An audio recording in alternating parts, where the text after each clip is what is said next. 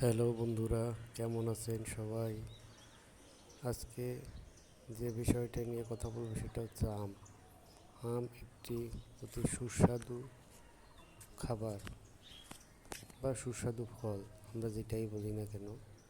এই গরমে দেখুন আম পেকে কেমন রং হয়ে গেছে।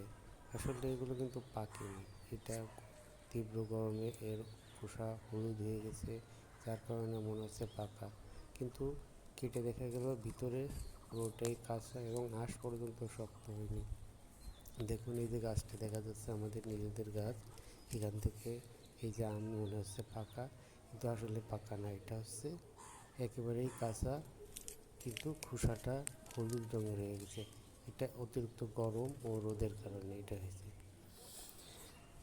এখন বাজারে কিছু কিছু দেখা যাচ্ছে যে পাকা আম বিক্রি হচ্ছে, আসলে ওগুলো কিন্তু পাকা নয়, ওগুলো হচ্ছে কেমিক্যাল দিয়ে বা ফরমালিন দিয়ে পাকানো আম, তাই ওগুলো খাওয়া থেকে বিরত থাকুন।